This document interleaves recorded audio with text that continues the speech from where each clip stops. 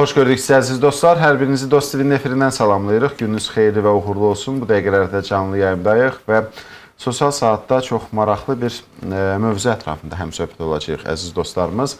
Biz bu günləri danışacağıq valideyn himayəsindən məhrum olmuş uşaqlarla İş Departamentinin fəaliyyətindən və bizim qonağımız Sosial Xidmətlər Agentliyinin qeyd etdiyimiz departamentin müdiri Cavit müəllim Şahmaliyev bizimlə bərabərdir. Cavit müəllim, əslində mövzu hər dəfə bizdə qonaq olduqda kifayət qədər həssas yanaşılır. Həm izləyicilərimiz tərəfindən, həm təqdim olunan sualların özündə də görürük ki, bu mövzuda sanki ehtiyat deməyim əslində. Prosesin mahiyyətində xoş bir missiya var, heç şübhəsiz. Bunu dövlət tərəfindən görülmüş işləri bundan toxunacaq. Amma istərdik ki, bu işin biraz fəlsəfəsinə varaq. Əslində, uşaq götürmək, uşaq sahibi olmaq və yaxud da himayədar valideyn olmaq anlayışları. Bax, bunun əsas mənəvi tərəfini biraz açardıq. Təşəkkür edirəm Rəşad bəy, dəvətinizə görə də təşəkkür edirəm və izləyicilərimizi də mən də salamlayıram. Çox düzgün bir sualla əslində başladıq bu efiri. Bizim bütün suallarımızın cavabında bir dənə məsələ durur, uşaq müdafiəsi. Biz uşaqların müdafiəsinə cavabdeh bir hal-hazırda agentliyik, amma hansı uşaqların, o uşaqların ki, ailələrindən, doğma mühitlərindən ayrılmaq riskləri var və yaxud da ki, ayrılıblar və onların müdafiəyə ehtiyacı var. Bilirsiniz, uşaq müdafiəyə ehtiyacı olan uşaq üçün zəruridir və müdafiə dedikdə də biz onun təhlükəsiz şəraitdə yaşamağı, onun zəruri qayğı və diqqətlə əhatə olunması, bu qayğı və diqqətin davamlı olması, kəsintisiz olması olduqca önəmlidir. Və buradan yola çıxsaq əgər, ümumilikdə, məsələn, ilin sonu olduğu üçün mən ümumi bir statistika deyim ki, biz bu il ərzində 538 uşağımızı ailə himayəsi ilə təmin eləmişik. Bəzilərini övladlığa verməklə, bəzilərini himayədar ailə qayğısında saxlamaqla, bəzilərini ailəsindən ayrılmağın qarşısını almaqla, bəzilərini isə müəssisədə olan valideyn himayəsindən məhrum olmuş uşağı öz doğma ailə mühitinə reinteqrasiyada nəticəsində birləşdirməklə, yəni ailəyə qaytarmaqla. Baxın, bu rəqəm etibarilə 538 deməli, uşağın taleyi bu il ərzində ailə qayğısı ilə əhatə olundu. Və bu olduqca önəmli faktordur ki, biz hər bir uşağımız üçün, istər müəssisədə olsun, istər ailədən atılma ehtimalı olsun, biz iki mühüm prinsip əsasında bu işin təşkilində çalışırıq. Birinci zərurət prinsipidir. Zərurət prinsipi bizdən tələb edir ki, uşaq ən son zərurət halında ailədən ayrılsın. Çünki ailə uşağın inkişafı üçün, uşağın formalaşması üçün ən doğal mühitdir. Və bu doğallığın içində əgər sevgi və şəfqət olarsa, burada o sevginin fonunda davranış formalaşır. Məsələn, biz fikir versək, əgər son dövrlər, məsələn, yeniyetmələr arasında və yaxud da yetkinlik yaşına çatdıqca uşaqlar arasında deviant davranışları müşahidə edəndə görürük ki, sanki onlarda bir bağlılıq problemləri var, sosial bağlılıq problemləri var və bu da öz-özlüyündə nəyə gətirib çıxarır? Öhdəlik yoxdur sanki, iştirakçılıq yoxdur sanki, ailə, ata-anaya qarşı laqeydlik sanki onlar arasında populyarlaşır. Bunu bəzi deməli, oyunlar, zərərli oyunlar, media deməli, proqramlar üzərindən, burada o cümlədən də zərərli sosial media proqramlarının da rolu var ki, görürsünüz ki, bu da uşaqların ailə qayğısında, hətta nəticə etibarilə 14 yaşında uşağın mən anamın yanında qalıb onun tərbiyəsində olmaq istəmirəm. Niyə? Çünki o mənim müdaxilə edir. Nəyə? Oyun oynamaqma. Hansı oyunu? Zərərli oyun. Hansı ki, onun özünə də, ətrafına da zərər verə bilər. Ona görə də biz çalışmalıyıq ki, birinci ailəni dəstəkləyək. Bu bizim ilkin prioritetimiz olmalıdır və zərurət prinsipi də bizi bunu təşviq edir və ailədən ayrılma ən son zərurət olmalıdır və bundan sonra artıq əgər uşaq ailədən ayrılırsa, dövlət onu ailədə yox, artıq alternativ qayğı müəssisələrində müdafiə eləyəcək və yaxud alternativ qayğıda müdafiə eləyəcək. Bilirsiniz ki, Azərbaycanda alternativ qayğı sahəsində övladlığa götürmədəki islahatlardan sonra növbə gəldi, alternativ qayğıya da çatdı və 2023-cü ildən etibarən himayədar ailə qayğısı da yeni qayğı növü kimi formalaşdı və himayədar ailə qayğısı da uşaqların ailə mühitində, ailə birəbir sevgi və qayğı mühitində deməli qalmasını təmin edir. Ötənlərdə himayədar ailələrin bir neçəsinə səfər etmişdik regionlarımızın birində. Və himayədar ailədə olan uşaqları görəndən sonra əmin oldum ki, həqiqətən də nə yaxşı ki, himayədar ailə qayğı modeli var. Çünki dəyişiklikləri uşaqların özləri belə dilə gətirirlər. Və hətta bilirsiniz, məsələn, himayədar ailə qayğısında olan uşaqla bağlı biz valideynlərdən artıq nələri, yəni uşaqlarla, valideynlərlə birgə nələri söhbət edirik, müzakirə edirik, planlaşdırırıq, inkişaf planına salırıq. O şeylər ki, artıq necə daha təkmilləşdirmək olar, necə uşağın potensialını daha inkişaf elətdirmək olar, nələri daha yaxşılaşdır, hansı resursları cəlb eləmək olar. Yəni, bizim başlıca məqsədimiz nədir? Yetkinləşdiyi dövrdə uşaqlar bu vətənə, bu xalqa, dövlətə ləyaqətli, layiqli olsunlar. Onlarda təməl inanclar olsun, məsələn, vətən sevgisi olsun, ailə dəyəri olsun, cəmiyyətə qarşı laqeydlik yox, öhdəlik olsun. Bunlar hamısı güclü bağlılıq olan yerdə olur. Erkən yaşlarında, ailələrindən, uşaqlarından ayrılmış uşaqlarda bu problemlər onlarda gələcəkdə sevgini vermək, məsuliyyət hissi keçirmək kimi problemlərə gətirib çıxarır. Ona görə də olduqca, siz əvvəldə qeyd elədiniz, həssas, amma olduqca da önəmli mövzudur ki, biz uşaqlarımızı bu erkən travmalardan qoruya bilək. Burada biz nə qədər qoruya biliriksə, o qədər də uşaq müdafiəsi təkcə bir agentliyin, bir dövlət qurumunun və yaxud bir neçə dövlət qurumunun üzərinə düşməyən bir şeydir. Və biz bunun ictimai vəkilliyini eləməliyik və burada şüar bundan ibarət olmalıdır ki, ictimai vəkillik kontekstində uşaq müdafiəsi hər bir kəsin vəzifəsidir. Yəni, analar da, atalar da, qonşular da, qohumlar da, nənələr də, babalar da, bibilər də, icma da, məktəb də, hər kəs bu müdafiə ilə bağlı həssas olmalıdır. Cəmiyyət bu prosesin tərkib hissəsi olmalıdır, deyirsiniz. Və o cümlədən də ən vacib cəmiyyətin o üzünü, senarisini göstərən media. Media bu məsələdə olduqca təşviq edici rol oynamalıdır. Nəyi təşviq etməliyik? Ailə himayəsini, ailə qayğılının əhəmiyyətini, ailə bağlarının əhəmiyyətini, ananın, atanın, övlad münasibətlərinin dəyərini. Əgər bu dəyərlər nə vaxtsa zərər görərsə, bu prosesdə, təbliğat prosesində, o zaman o qapı ki, biz bu günləri qabağında durmuşuq, uşaqlarından imtina və yaxud da uşaqlarını yerləşdirmək, o qapı, o müraciətlər ki, çoxalanda artıq o qapı effektivliyini itirə bilər. Ona görə də lazımdır hər kəs öz deməli, istiqamətində uşaq müdafiəsini prioritet eləsin. Yəni, məsələn, bəzən görürsünüz ki, valideynlər ən sadə səbəblərdən uşaqlarından imtina, bəzən onları qorxuzmaq niyyəti ilə, bəzən həqiqətən də bu motivə gəlirlər ki, sözümə baxmır, yerləşdirirəm.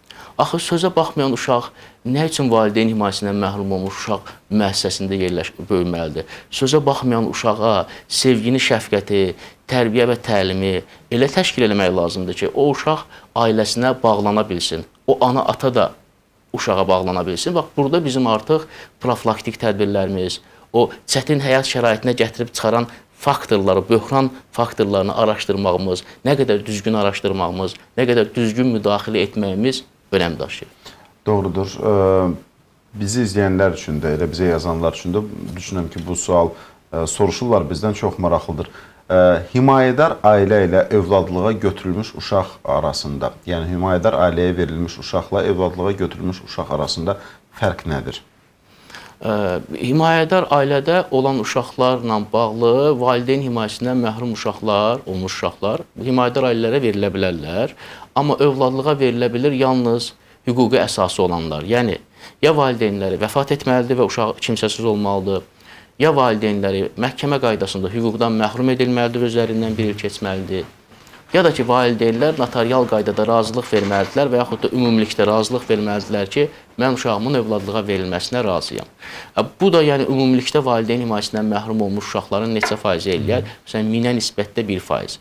Ona görə də himayədar ailəyə verilən uşaqlar əslində uşaqların fikirləri nəzərə alınmaqla, onların cinsi, gender xüsusiyyətləri, ümumilikdə bacı, qardaş və s. olması nəzərə almaqla demək olar ki, bütün valideyn himayəsindən məhrum olmuş uşaqlar əgər özləri də razıdırsa, hətta 17-16 yaşında da uşaq himayədar ailəyə verilə bilər. Övladlığa verilməsində isə əsas meyar qanunvericilikdə müəyyənləşdirilmiş hüquqi meyardır. O deməli prinsiplərə cavab verən uşaqlar. Amma himayədar ailə və övladlığa götürmənin ümumilikdə fərqi bundan ibarətdir ki, himayədar ailələr agentliklə himayədar ailə olmaq istəyən şəxs arasında bağlanmış müqavilə əsasındadır.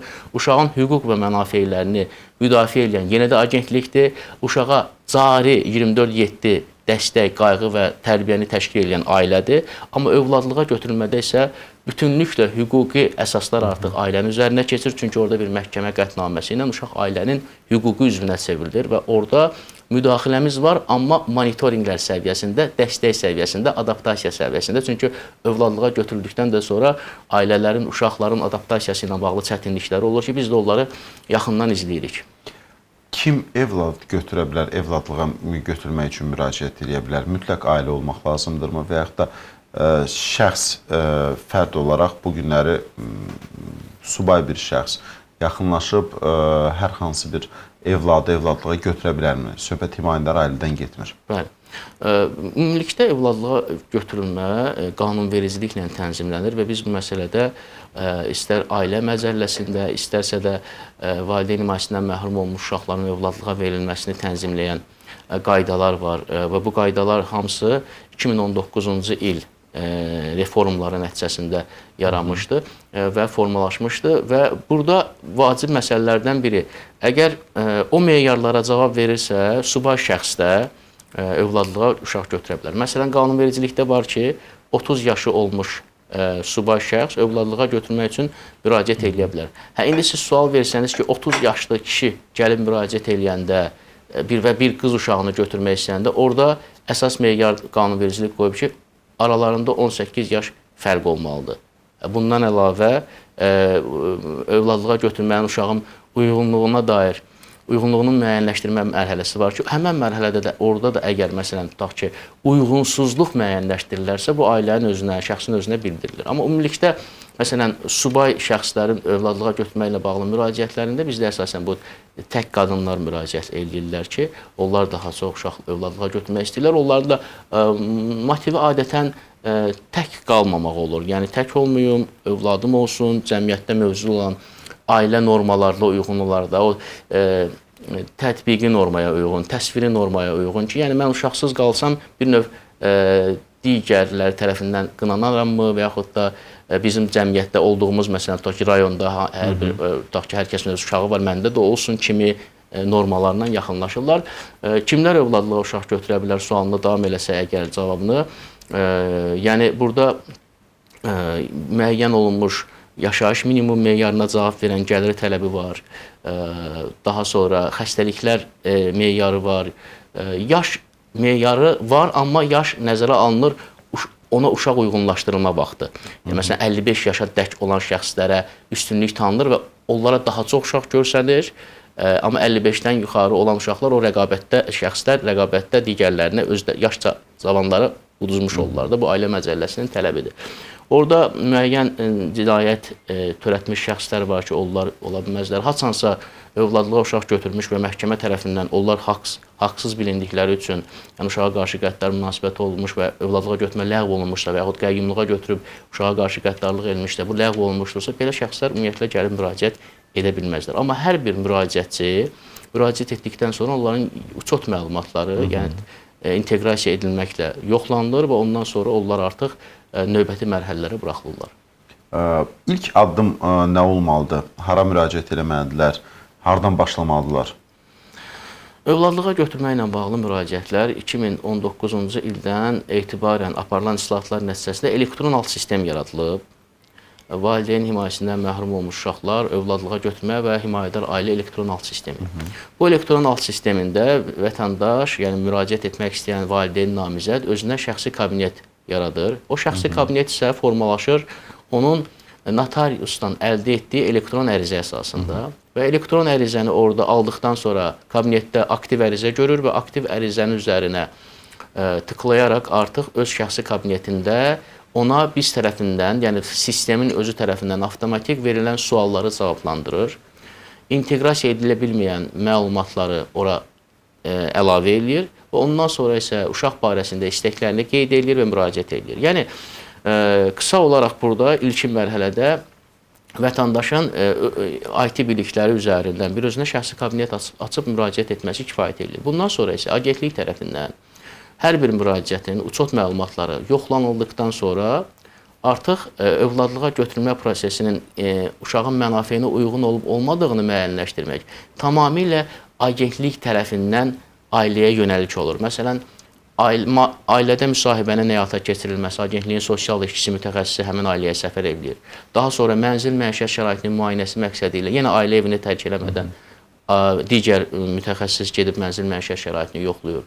Və bu mənzil məişət şəraiti müsahibə nəticələri yükləndikdən sonra agentliyin arxa ofisi olaraq agentlik bunların nəticələrinə uyğun qərar verir və ailə artıq keçir növbəti mərhələyə.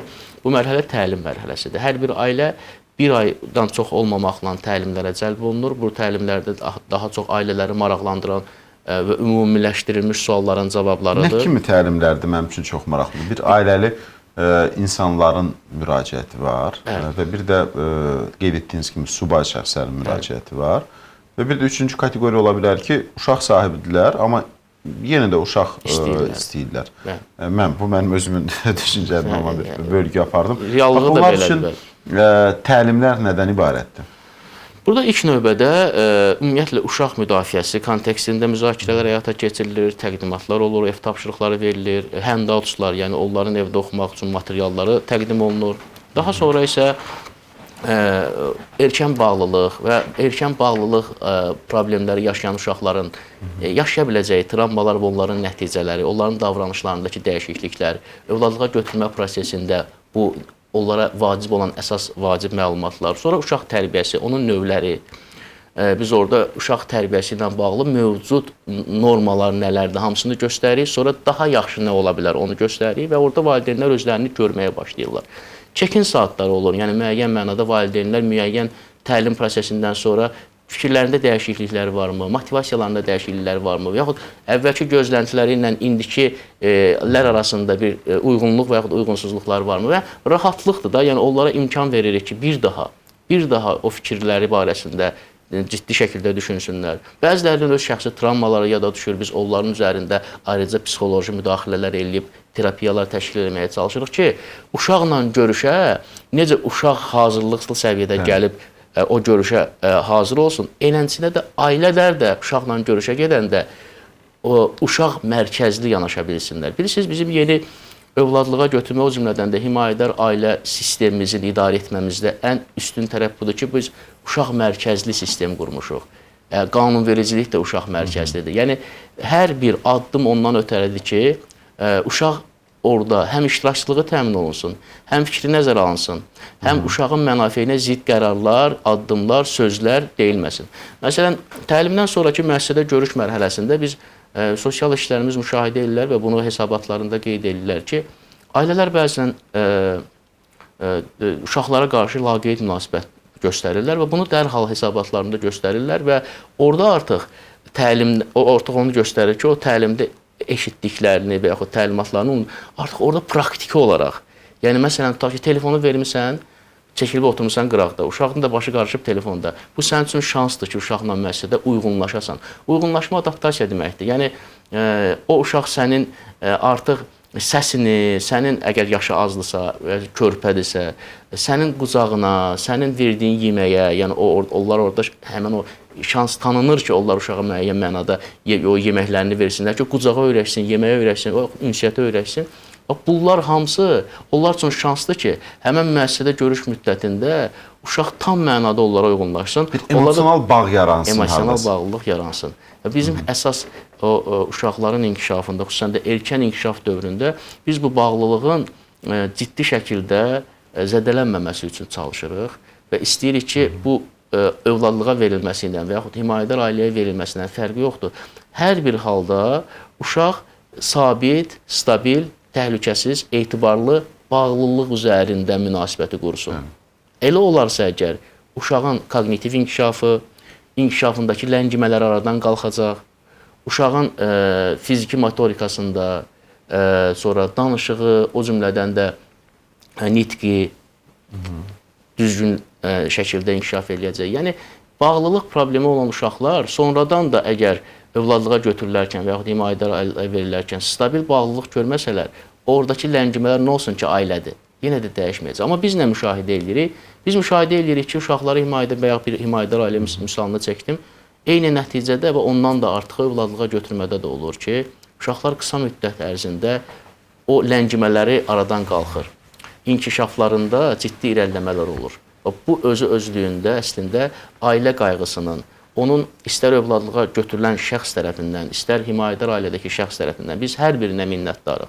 Yəni, məsələn, bugünədək övladlığa verilmiş uşaqların hər birini monitorinq edirik. Biz tərəfindən verilən, xüsusilə də 2019-cu ildən bu yana verilən uşaqları və monitorinq edirik və hər dəfəsində o monitorinq nəticələrinə baxanda adamın ürəyindən belə təşəkkür edirəm sizə demək keçir ki, yəni nə yaxşı ki, o sizə verilən o etimadı dövlət tərəfindən doğrultdunuz. Himayədar ailələrə də bu fürsətdən istifadə edib təşəkkür eləmək istəyirəm. 58 uşağımız himayədar ailədədir və onlardan bəziləri qohumları tərəfindən götürülüb, bəziləri ümumilikdə müəssisədən tanınmadığı şəxslər tərəfindən götürülən ailələrdir. Onları da bu ay ərzində, yəni dekabr-noyabr ayları ərzində biz ziyarət elədik. Bəzilərinə mən getdim, bəzilərinə əməkdaşlarımız getdi. Təbii ki, nöqsanlar hər bir xidmətdə və işdə var, amma ən əsas nədir? Sevgi və qayğı dolu ortamdadılar və uşaqlar günü-gündən potensiallarını ortalığa qoya bilirlər. Ona görə də bizim himayədar ailələr əgər bizi izləyirlərsə, onlara da ayrıca bu zəhmətlərinə, əziyyətlərinə görə təşəkkür edirəm. Məsələ müavinət deyil. Bilirsiniz ki, himayədar ailədə olan uşaqlara görə sağlam və əlilliyi müəyyənləşdirilmiş uşaqlara görə müavinətlər var və himayədar ailələr hər ay onları əldə edirlər. O cümlədən də geyim və ayaqqabı xərcləri, yəni geyim xərcləri rüblü olaraq qarşılanır. Bu 200 manatdır və digər xərclər isə, məsələn, aylıq xərclər isə sağlam uşaqlara nisbətdə deməli 355-435 manat arası dəyişir. Yəni burada məsələ motiv olaraq deyil, pul deyil. Yəni müavinət alacağam deyə gəlim uşağı götürün. Bugünə qədər Rəşad bəy belə bir halımız olmayıb ki, kimsə pula görə gəlsin. Bilirsiniz niyə? Çünki axı başlıca motiv nədir? Qayğı. Yəni insan havayı pulunu da ancaq qaçar da. Məsələn, bəzən efirlərdə də iştirak eləyəndə, ekspert kimi və belə müsahibəyə gedəndə deyirlər ki, siz müavinət verirsiniz, bu qədər yüksək müavinətdir. Bəs sui-istifadə halları ola bilər. Deyirəm ki, kim zəhmətə qatlaşıb sui-istifadəyə gələr? Çünki burada qayğı var. Burada əvvəldən axıra qədər evdə 24/7 bu qayğını təmin eləməlisən. Bu uşağın təkcə ev qayğısı deyil, onun çöl qayğısı var. Onun deməli asidə vaxtının təşkili var. Onun təhsil tərbiyəsinin təşkili var. Bu bir duyğudur, bu bir hissdir. Bunun hər hansı bir qarşılığını gözləmək və qarşılığını belə deyək, istəyərək olması əslində real görsənmir. Ona görə də biz deyə bilmirik də ki, müavinət alırlar, nə təşəkkür. Yox, əksinə. Müavinət həmişə ikinci planda olub, mən gördüyüm qədərilə. Ən azı bu 2 ildir belədir. İndi bundan sonra trend necə dəyişər, o zaman göstərir. Amma indiki ailələr həqiqətən də ürəklə gəlib uşaqlarını götürəndə, uşaqlara qayğı göstərənlərdir. Aydındır. Biz söhbətimizi davam edəcəyik, əziz izləyicilərimiz. Sizin də suallarınız var, qonağımıza təqdim edəcəyik. Kiçik bir fasiləmiz var. Gəlin fasiləyə çıxaq, fasilənin ardından təkrar qayıdacağıq.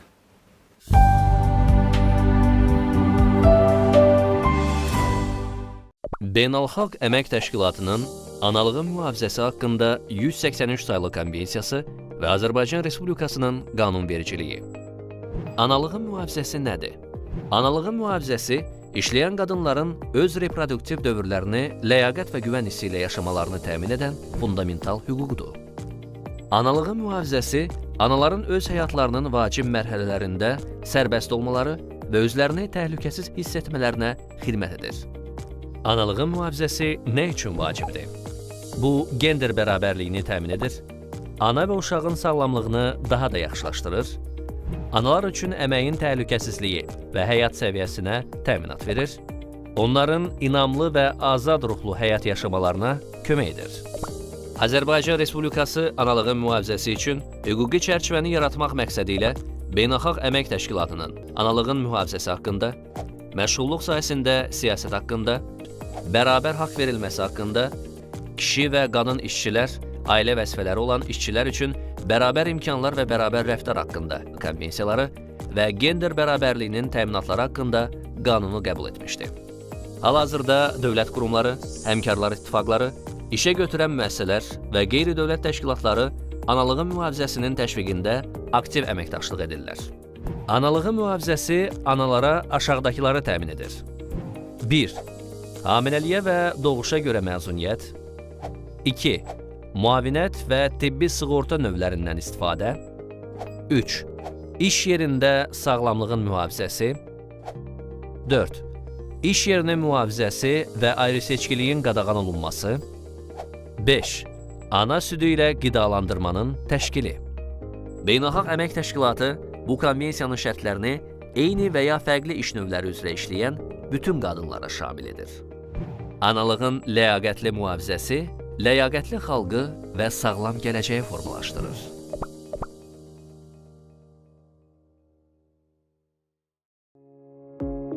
Əmək müqaviləsi bağlamadan işləmək işçini layiqli əmək və sosial təminat hüquqlarından məhrum edir. Yeni rəqəmsal platformalar əmək müqaviləsinin bağlanması prosesini daha çevik və vətəndaşlar üçün əlçatan edir.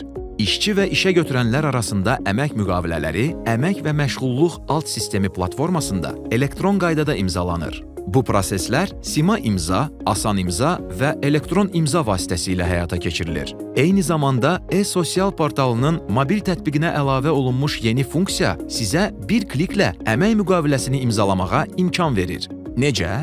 İşə götürən tərəfindən təsdiq üçün təqdim edilən əmək müqaviləsi vətəndaşın e-sosial mobil tətbiqində əmək müqaviləsinin imzalanması bölməsində əks olunur. İşə qəbul olunmuş şəxs bu müqaviləni Sima rəqəmsal imza və ya Asan imza vasitəsilə rahat şəkildə imzalaya bilir. İşə götürənlərin diqqətinə. Əmək müqavilələrinin elektron sənəd formasına keçirilməsinin son müddəti iri, orta, kiçik və mikro sahibkarlıq subyekti olan, habelə sahibkarlıq subyekti olmayan işə götürənlər üçün 2025-ci il 1 iyul, ailə kəndli təsərrüfatları və ailə müəssisələrinin işə götürənləri üçün isə 2026-cı il 1 yanvardır. Əlavə məlumat üçün 142 çağrı mərkəzinə müraciət edə bilərsiniz. Əmək müqaviləsi ilə sosial hüquqlarımızı birlikdə qoruyaq. Minlərlə danılmaz uğur, vətəndaş məmnunluğu, qurulmuş kiçik biznes və təsərrüfatlar, özünü məşğulluq proqramının iştirakçıları. Bütün bunlara dair məlumatlar vahid portalda. Özünü məşğulluq proqramına cəlb olunaraq aktivlərlə təmin edilən vətəndaşların reyestri hər kəs üçün əlçatandır. Əmək və Əhalinin Sosial Müdafiəsi Nazirliyinin e-sosial.az portalında özünü məşğulluq proqramı çərçivəsində aktivlərlə təmin edilmiş şəxslər barədə məlumat bölməsində siz, aktivlərlə təmin olunan vətəndaşların adlı siyahısı, hər bir iştirakçının proqrama cəlb edilməsindən sonraki mərhələlər, biznes planın reallaşdırılması üçün bağlanmış müqavilə, aktivlərin təhvil verilməsinə dair aktlar, aktivlərin sayı və keyfiyyəti, aktivlərin verilməsi prosesini əks etdirən video və foto materiallarla tanış ola bilərsiniz. Sən də biznesini yarat, özünü məşğulluq proqramının iştirakçısı ol.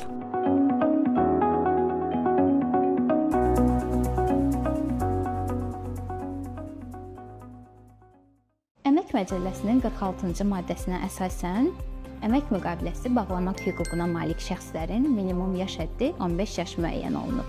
Həmin yaş həddinə çatmış şəxslər valideynlərinin və ya qanuni nümayəndələrinin yazılı razılığı əsasında əmək müqaviləsi bağlaya bilərlik. Əmək Məcəlləsinin 12-ci maddəsinin 2-ci bəndinə əsasən, 15 yaşına çatmamış şəxsləri işə götürən, həmçinin onların sağlamlığına, mənəviyyatına təhlükə törədə bilən fəaliyyətə cəlb edən işə götürən qanunvericiliklə müəyyən olunmuş qaydada məsuliyyətə cəlb edilir. Əmək Məcəlləsində uşaq hüquqlarının müdafiəsi xüsusi tənzimləmələr vasitəsilə həyata keçirilir. Bu müdafiələr azyaşlıların fiziki, əqli, o cümlədən mənəvi inkişafının təmin edilməsinə, onların istismar hallarının qarşısının alınmasına yönəldilib. Uşaq hüquqlarının qorunması hər birimizin üzərinə düşən mühüm məsuliyyətdir. Unutmayaq, uşaqları qorumaq, gələcəyi qorumaq deməkdir.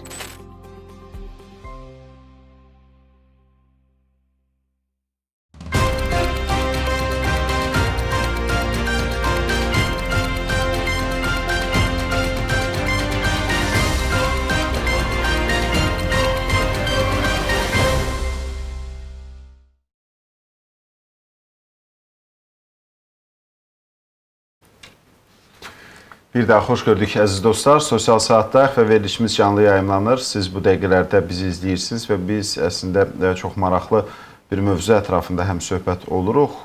Valideyn himayəsindən məhrum olmuş uşaqlara göstərilən dövlət qayğısından danışırıq və bizim qonağımız Sosial Xidmətlər Agentliyinin Valideyn himayəsindən məhrum olmuş uşaqlarla iş departamentinin müdiri Cavid müəllim Şahmalıyevdir və vətəndaşlarımızın sualları var. İstərdim onlara keçilərdik Cavid müəllim. Nə soruşurlar bizdən? Ümumiyyətlə, gatekeeping var, belə bir xidmət, yoxsa bu nədir? Gəlin birinci, bu mənim özüm üçün də maraqlıdır. Sual yazıb, yəqin ki, bundan rastlaşan mı deyək, yoxsa ilkin mərhələdə olan bir xidmətdir bu, yoxsa nədir? Bilirsiniz, bu 2022-ci ilin fevral ayında ölkə rəhbərliyi tərəfindən bir fərman verildi və valideyn himayəsindən məhrum olmuş uşaqların yerləşdirilməsi, onların ailəyə qaytarılması, o cümlədən müəssisədən çıxarılmasına dair qərar verilmən bu hüquqlar verildi Əmək Valideyn Sosial Müdafiəsi Nazirliyinə və noyabrın 1-dən, yəni 2022-ci ilin noyabr ayının 1-dən etibarən biz buna gatekeeping mexanizmi deyirik. Gatekeeping mexanizmi formalaşıb, artıq agentlik tərəfindən belə bir alt sistem yaradılıb ki, ora artıq ailələr tərəfindən müraciətlər daxil olur. Gatekeeping nədir? Gatekeeping, yəni uşaqlarından ayrılmaq riski olan ailələr və yaxud uşaqlarını müəssisəyə yerləşdirmək istəyən şəxslər tərəfindən həmən o alt sistemə müraciət olunur.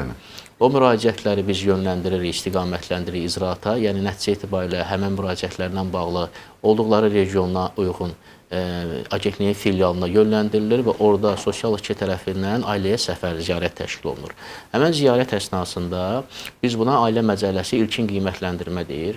Bu ilkin qiymətləndirmə, dəyərləndirmədə biz uşağın ailədən ayrılmağının ən son zərurət olub olmadığına baxırıq. Ən son zərurəti də necə çıxarıq? Əgər uşağa qarşı istismar varsa, etinasızlıq varsa və bu uşağın həyatı üçün təhlükəli şərait yaradırsa, təhlükəsiz mühit yoxdursa və uşaq bundan ciddi şəkildə zədələr və ziyanlar görürsə, ailə də müraciət edilirsə, biz bu ailəni götürürük, uşağı götürürük və onun alternativ qayğıya yerləşdirilməsini təmin edirik. Yəni, ilk növbədə orada onun qohumları, uşağa qayğı göstərə bilən qohumları nəzərdən keçirilir. Olmursa artıq uşaq evinə və yaxud da yaşına uyğun olaraq körpələr evinə və yaxud bəzən ola bilər internat evlərinə və yaxud sığınacaqlara yerləşdirilməsini təmin edirik. Əgər belə bir halda görsək ki, valideynlər uşağı vermir, amma uşaq doğrudan da ailədə zorakılığa məruz qalırsa, o zaman ailə məcəlləsi burada bir mexanizm qoyub ki, bu barədə deməli, biz müvafiq icra hakimiyyətli orqanına məlumat veririk, onlar aktlaşdırırlar, akt əsasında uşağı ailədən götürürlər və daha sonra isə valideynlərin hüquqlarından məhrum etməklə bağlı müvafiq orqanlara müraciət edirlər. Əgər ailədə qiymətləndirmə, dəyərləndirmə zamanı biz görsək ki, doğrudan da uşaq ailədən ayrılması son zərurət deyil, ailə uşağa qayğı göstərə bilər, amma müvafiq dəstəklər verilərsə, məsələn, ailəyə aktiv məşğulluq tədbirlərinə cəlb edə biləriksə və yaxud da ünvanlı dövlət sosial yardımı və yaxud maddi dəstək verilə bilərsə və yaxud psixoloji iş aparılarsa, reabilitasiya iş aparılarsa və yaxud müəyyən müalicələr və müayinələrə yönləndirilərsə və oradakı böhran və yaxud risk faktorları aradan qalxa bilər, o zaman uşağın ailədə qalmasını təmin etmək məqsədi ilə biz daha detallı əlavə qiymətləndirmə edib bütün bu məsələlərlə bağlı zəruri informasiyaları toplayıb daha sonra isə ailə ilə birgə ailə inkişaf planı hazırlayırıq. Ailə inkişaf planında biz həmən o böhran faktorlarının aradan qaldırılmasına yönəlik tədbirlər müəyyənləşdiririk. Və bu tədbirlərin həyata keçirilməsi fonunda da uşağın ailədə qalmasını təmin eləmiş oluruq.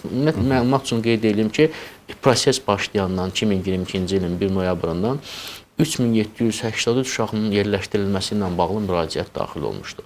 3783, yəni 3800-ə yaxın, 4000-ə yaxın uşağın yerləşdirilməsi müraciət olmuşdur. Biz onları cəmi 835-ini indiyənə qədər müəssisəyə yerləşdirmişik və digər yerdə qalan orada bəzi müraciətlərin ümumiyyətlə hədəf qrupundan kənar müraciət olduğu və s. müəyyənləşdirilmişdir və həmçinin də təkcə 276 uşağı biz bu il müəssisəyə yerləşdirmişik. Amma ümumilikdə bir o qədər də uşağı, 800-dən çox uşağı ailə himayəsində saxlamışıq. Həmçinin də bu ildə 250-dən çox uşağı, 260-a yaxın uşağı biz ailədən ayrılmağının qarşısını almışıq. Yəni, həmən o müraciət nəticəsində yekunda uşaq ailədə qalmışdır və ailə inkişaf planı tərtib olunmuşdur. Bəzi ailələr maraqlıdırlar inkişafda, Bəzi ailələr maraqlı deyirlər. Bu artıq Səbəb nədir? Nə səbəbi gətirilir? Bir onun statistikasını deyim. onlar hər biri bizim tərəfimizdən mütəmadi olaraq qərar vermə prosesi bizdədir deyə, agentlikdədir deyə biz hər dəfəsində o böhran faktorlarını qərarımızda müəyyən etdim. Qərar 2 hissədən ibarətdir, uşağın yerləşdirilməsinə bağlı. Müəyyən etdiyim hissəsi var, orada səbəblər qeyd olunur. Bir də sonra qərar alırıq, nəticə etibarilə nə qərar veririk.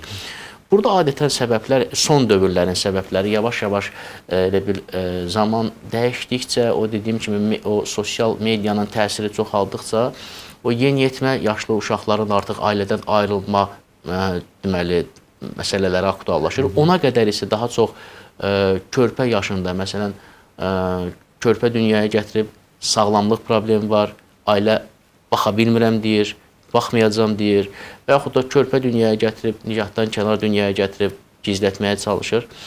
Və o cümlədən də ailədəki bəzi üzdə maddi böhran kimi görsənən, yəni ki, mən yoxsulluğa görə və yaxud maddi yoxsulluğa görə atıram dediyi, amma əslində üzdə görsənən budur. Amma əslində ailə disfunksiyonallığından qaynaqlanan, yəni ailədə bir bağlanma problemi var, ailədə bir böyük kiçik məsələlərində ciddi problemlər var. Yəni bu ailəyə bir dəstək verən, bu ailəyə bir yön göstərən, yol göstərən ağsaqqalmı yoxdur? Yəni nə bilim, ailəyə dirək ola biləcək o ailə münasibətlərimi qalmayıb ya və yaxud boşanma faktorudur. Nədirsə artıq o üzdə görünən, təbii ki, heç kəs deməz ki, mən heç kəs o belə bir ifadə var, öz ayrılığına tuş deməz.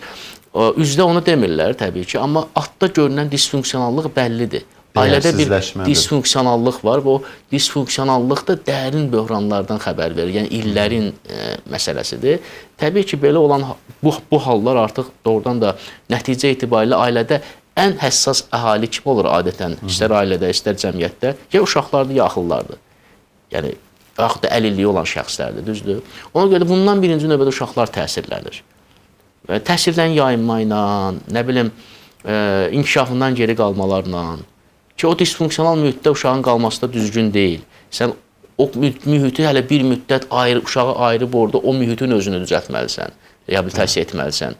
Ki, o uşaqla orada, uşaq ondan təsirlənəcək davamlı şəkildə. Ona görə də uşaq müdafiəsi budur əslində. Belə olan halda artıq uşağı orada saxlamaq onun maraqlarına və mənafeyinə xidmət eləmir. Təbii ki, uşaqların fikirləri də önəmlidir. Burada uşaqlar özləri də, yəni 7 yaşından yuxarı biz hər bir uşağın fikrini öyrənirik. Yəni onun həyəcanını öyrənirik. Bəzi uşaqlar ailələrinə bərk bağlıdırlar. Ailələr tərəfindən onlara etinasız münasibət olsa da onlar anasız, atasız qala bilmirlər. Mən fürsətdən istifadə edib, efirimizin imkanından istifadə edib ailələrə bildirmək istəyirəm ki, sizin rahat şəkildə atıram dediyiniz uşaqlar atıldıqdan sonra, yəni bu bağlılıqdan məhrum olduqdan sonra onlar ciddi şəkildə müəssisələrdə dərd, kədər, qəm çəkirlər. Onlar üçün xüsusilə də yaşları az olanda, yəni təhlil etmə bacarıqları olmayanda, onlar üçün atılma böyük bir travma ilə nəticələnir. Onlar üçün bir saat, bəlkə bir günə bərabərdir. Yəni böyüklər bu cür baxa bilmirlər məsələlərə, amma o uşaqların hər birinin həyat hekayəsi bizim gözümüzün qabağındadır. O uşaqların hər birinin həyat hekayəsində bu yaxınlarda Mingəçevirdə bir hadisə olmuşdu. Bir uşaq zirzəmiyə atılmışdı. 1 və 2 yaş arasında olan uşaq idi. Tərk edilmişdi zirzəmidə. Rəşad bəy, deməli hadisə indi bir uşağın atılmağıdır, amma bir dənə detallara baxın. Deməli uşaq möcüzədir başdan ayağa. Uşaq 4 gündən sonra ağlamaq səsindən müdaxilə olunub və polislər tapıblar və yerləşdiriblər. Deməli, uşağı, indi uşaq artıq Bakıdadır, xəstəxanada müalicə alır, uşağın başına qan sızması, yəni bir başı böyüməməsi, belə ciddi problemlər onun üzərində izlər, yəni müdaxilə uşağa qarşı sanki 3-4 gün ərzində oradakı zirzəmi heyvanları müdaxilə eləmək istəyib. Amma möcüzəyə baxın, bir pişik bu uşağı qoruyub. 3 gün ərzində uşağın üstündən tərpənməyib. Yaxınlaşan siçançıçoğulları bunu şahidlər danışır. Yəni o uşağı qulluq edən xəstəxana işçiləri deyirlər ki, uşağın bütün ağzı, qulağı, hər yeri tük idi. Yəni bu pişik uşaqdan əl çəkməyib.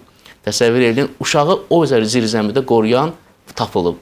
Deməli, indi o uşağı biz ziyarət edirik. Xəstəxanada bilirsiniz, biz əməkdaş həm də кейsi tam öyrənmək üçün bizim öz agentliyimizin öz əməkdaşı xəstəxanaya ziyarət elədi. Gəldi və biz o кейsi müzakirə edəndə ikimiz də kövrəldik. Deyir, müəllim deyir, o uşaq deyir, barmağımdan elə yapışmışdı ki, mən ayrılmaq istəyəndə o barmağı deyir, buraxmaq istəmirdi deyir.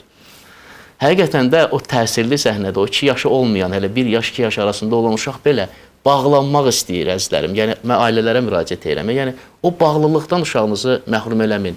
Sosial Xidmətlər Agentliyi sizin qapınıza gəlir, sizi qiymətləndirir və sizə dəstək tədbiri təklif edir. Etinasız yanaşmayın, qəbul edin, razılaşın. Uşağınız üçün eləyirik bunu. Biz uşağınızı sizlə birlikdə müdafiə eləmək istəyirik. Mən istədim ki, bu hekayəni ilə uşağın anası özü eşitsin, bəlkə də. Nə bilim, hər bir əlbəttə çox təsirli bir faktı siz dilə gətirdiniz, amma bunun fonunda yazanlar da var, soruşurlar, uşaqların yaş intervalını maraqlanırlar. Bu günləri evladlığa götürülmək istəyən ailələr 0-3 yaş qrupunda uşaqlarının sayı ilə maraqlanırlar. Bu sayı açıqlana bilərmi?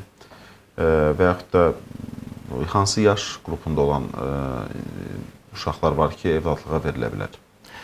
Ümumilikdə övladlığa verilə bilən uşaqlarla bağlı mən indi bəzi rəqəmləri ki, özümlə götürmüşəm, onları deməli bölüşə bilərəm. Amma yəni burada da yəni detallar zaten bizim övladlığa verilə bilən uşaqların statistikası alt sistemimizdə hər kəs üçün açıqdır. Yəni kim ki övladlığa götürməklə bağlı müraciət eləyir, onlar üçün bu açıqdır. Hal-hazırda 84 uşaq övladlığa verilə bilən uşaqdır. Onlardan 28-i sağlamdır, 21-nin səhhətində müəyyən dərəcədə problemlər var. 35 uşaqsa sırf əlilliyi müəyyən olmuş uşaqlardır. Nəticə etibarilə bilirsiniz, Azərbaycan dövləti tərəfindən əlilliyi olan uşaqların övladlığa verilməsini stimullaşdırmaq məqsədi ilə müavinatlar müəyyənləşdirilib və bu 600 manatdır.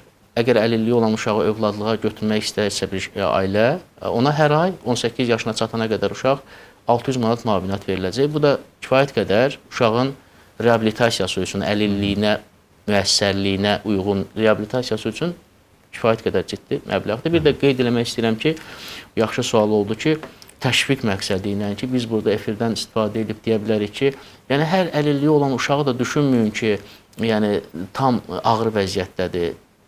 Seçim eləyəndə bilirsiniz problem nədir? Ailələr müraciət edib övladlığa birmənalı şəkildə əlilliyi olan uşaq meyarını seçmirlər və o uşaqlar o uyğunlaşma prosesinə gəlmirlər. Bilirsiniz necə? Yəni dəvət edən ailə olmalıdır. Çünki övladlığa götürmə prosesi ehtiyac üzərindən yaranır da, formalaşır. Yəni nə qədər çox övladlığa götürmək istəyən şəxs var, özləri bilir. Əlilliyi olan uşağı götürmək istəyən varmı? Yenə də onlardan asılıdır. Yəni onlar əgər o alt sistemə müraciət edən zamanı meyar olaraq əlilliyi seçməyəndə uşaq məsələn əlilliyi ola bilərmi? Məsələn ora bir tıklamalıdırlar da. Tıklamayanda həmin o uyğunlaşma prosesində əlilliyi olan uşaq sorğu yoxdur axı. Təklif yoxdur, gəlmir. Ona görə də mən o adı təbii ki o məyus edici faktordur. Çox istəyərdim ki ailələr fərqi yoxdur düşüncəsi ilə yanaşsınlar. Təbii ki bizdə vəziyyət belə deyil. Bəzən görürsünüz ki, ailələr övladlığa götürmə prosesinə gələndə öncədən ssenari qurub gəlirlər. Qohumlarına, analarına, atalarına belə öz hamiləliklərini inandırırlar ki, biz hamiləyik və yaxında övladımız olacaq və bunun əziyyətini çəkənlər də var. Yəni, bu, təbii ki, biz onlara deyə bilmərik, onlar pis ailədirlər. Onlar da ailədirlər, onların da arzuları var, istəkləri var, uşağa sahiblənmək. Amma bu, yəni motiv olaraq elə bilirəm ki, bu motivlər yavaş-yavaş daha mənəvi, daha geniş motivlərə çevrilməlidir. Yəni, nə yaxşı olar ki, sağlamlığının fərqi yoxdur desinlər. Nə yaxşı olar ki, yaşının fərqi yoxdur desinlər. 3 yaşından yuxarı olan uşaqlara 240 manat müavinat müəyyənləşdirmişik. Gəlsinlər 3 yaşından yuxarı olan oğlan və qızlarımızı götürsünlər.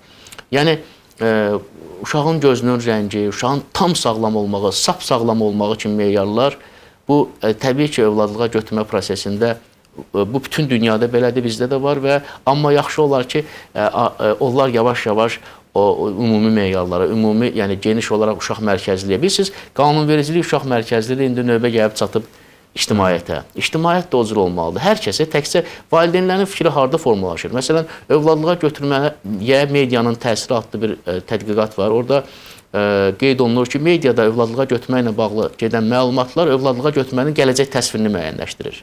Yəni, sən nə yazırsansa, mediada onu təsvir edir. Məsələn, övladlığa götürülmüş uşaq belə etdi, artıq o uşağın cinsi oğlandırsa oğlana maraq azalır. Cinsi qızdırsa qız uşaqlarına maraq azalır. Bildiniz necə? Amma halbuki hər bir ailədə uşaq hər hansısa bir hərəkəti eləyə bilər də. Amma onu xüsusi olaraq qabardanda o artıq gəlib meyarlara təsir edir. Yəni belə bir cəmiyyətə yönəlik işimiz var.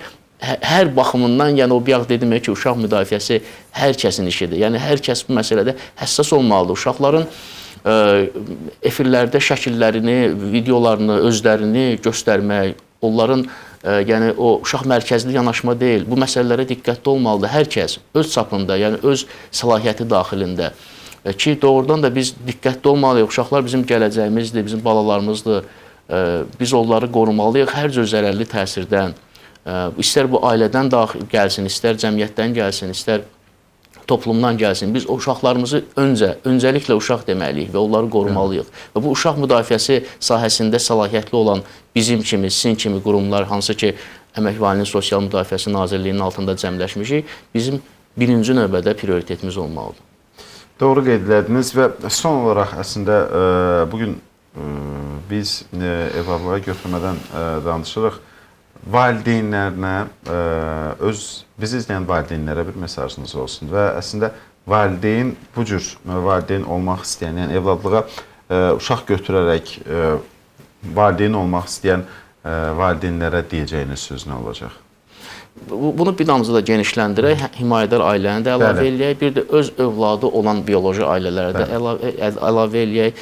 Deyək ki, burada ilk növbədə ki, inkişaf üçün ən vacib amillərdən biri sevgi dolu əhatədir. Övladlığa götürən düşünməsin ki, uşaqlar analarının bətinlərində böyüdür. Xeyr, sevgi uşaqları böyüdür. Bəli, o fiziki proses olaraq bətində böyüyür, amma uşaq üçün ən başlıca meyar sevgidir. Himayədar ailələrə də sözüm budur, sevginizi əsirgəməyin. Öz doğma ailələrinə baxan və çətin şəraitdə olmağına rəğmən belə öz övladlarını yanında saxlayıb, onlara qayğı göstərən ailələrə də bir efirin imkanından istifadə edib, bir ürəkdən təşəkkür ki, siz mərd insanlarsınız, uşaqlarınızı qoruyursunuz, onların təhsilini, tərbiyəsini təşkil edirsiniz, çətinliklərə rəğmən. Bu çox ümumi məsələdir. Ciddi şəkildə ailə dəyərləri çox ciddi şəkildə təbliğ olmalıdır. Əgər biz bugün ailə dəyərlərini təbliğ edib, o bağlılıqları, o öhdəlikləri, ailə ənənələrini zədələnsə, o zaman o övlad, yəni o uşaqlarını atmaq istəyən, uşaqlarından imtina etmək istəyən şəxslərin sayı çoxalacaq. Ona görə də mənə elə gəlir ki, gəlin təhlükəsiz, müdafiə edici, sevgi və stabil qayğı dolu mühit arzulayaq uşaqlarımıza. İstər övladlığa götürülmüş, istər himayədar. Mənim hər günkü duamdır ya, bu geri gəlmişkən. Mən hər gün bu duanı eləyirəm ki, Allah sən bizim uşaqlarımızı qoru. Ya himayədar ailədə olan, ya övladlığa verdiyimiz, ya da ailələrində saxladığımız uşaqlarımızı qoru. Çox sağ olun. Təşəkkür edirəm, minnətdaram. Bu günləri gəldiniz və sosial saatda bu mövzu ətrafında fikirlərinizi bölüşdünüz. Mən də təşəkkür edirəm. Əziz dostlar, bizim studiyamızın qonağı Sosial Xidmətlər Agentliyinin valideyn himayəsindən məhrum olmuş uşaqlarla iş departamentinin müdiri Cavid Şahmaliyev idi. Bizimlə birlikdə idi. Mən sizinlə sağollaşıram. Növbəti sosial saatda görüşmək ümidi ilə. Sağ olun.